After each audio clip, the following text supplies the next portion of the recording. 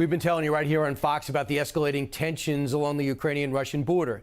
But what is the history of the conflict and friendship between these two nations? And how do we get to this point where all-out war could be days away? Here's a quick history lesson.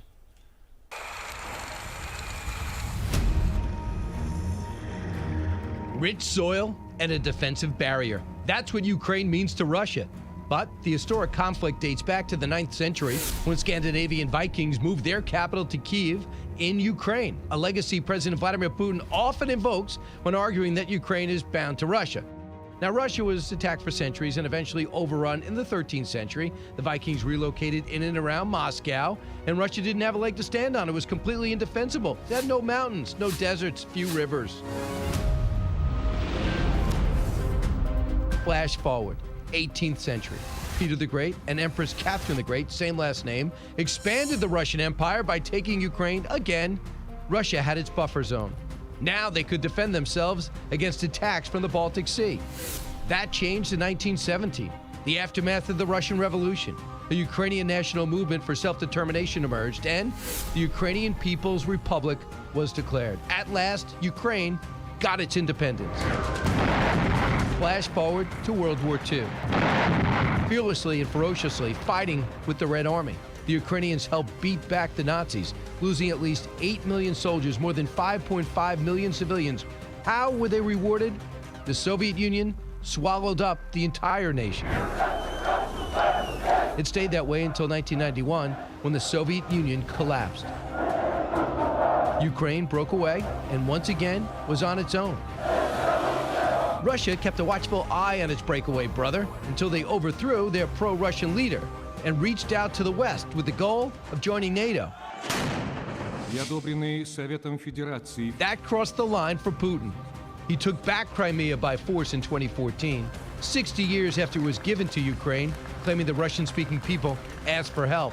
Now Vladimir has virtually surrounded Ukraine as the people in the world wait to see if they will try and take the nation back.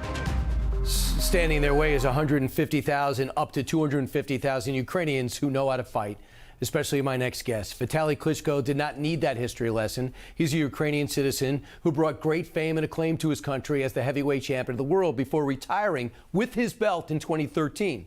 He always had a fierce national pride, never backing off from conflict, especially now as the mayor of Kyiv, a job he's held since 2014. Is he ready, perhaps, for his toughest opponent to date, the entire army of Russia? Let's ask him. He joins us now from the Ukraine. Welcome, Vitali. Great to see you. Good to see you also.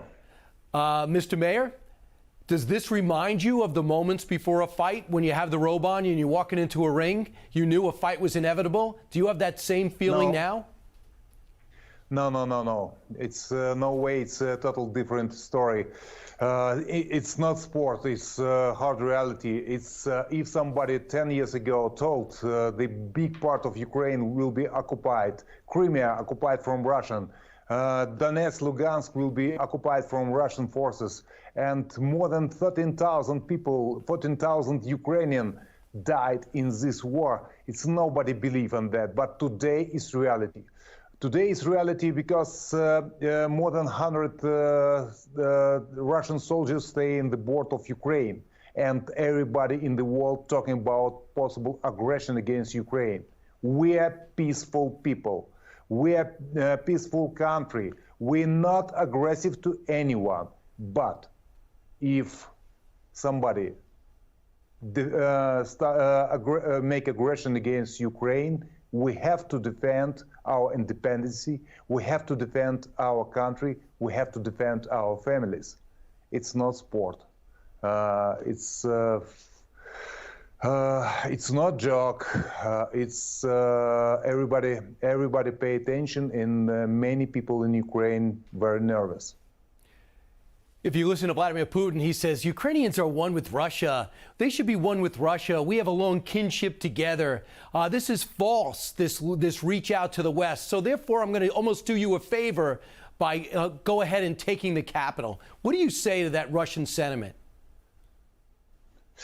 The reason of this conflict, because Vladimir Putin want to rebuild Soviet Empire, have vision to make Russian Empire, and Ukraine, yes, of course, one of the largest country in Europe, have to be as part of his vision in his empire. Right. We was in Soviet Union. We don't want back to USSR. We see our future as modern European democratic country. Vitali, a couple of things. I read that you're very disappointed the way the Germans are acting.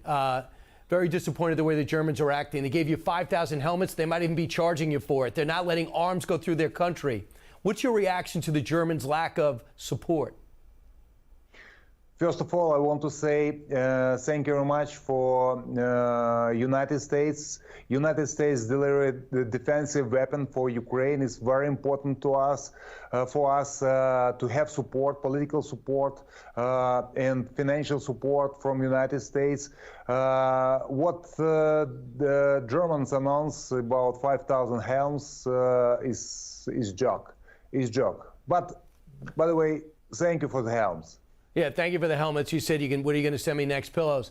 Vitali, there's a report that there was a conversation between the presidents, Biden and Zelensky, at which time President Biden says, get ready for impact. The invasion's going to happen, and they're going to sack the Capitol. You're the mayor of that Capitol. If that is in fact the case, what do you say to people who say that you guys are going to get run over? Actually, we're also responsible for municipal defense, for civilian defense in our country, and all men's actually ready to be a soldier to defend our country. I'm not involved in a conversation between United States President and President of Ukraine. That's why I can't give a commentary about the conversation. And lastly, there's a report that just says if they come for your capital, that you're going to fight too. Are you physically going to get out there with the Ukrainian army and fight to repel the Russian forces?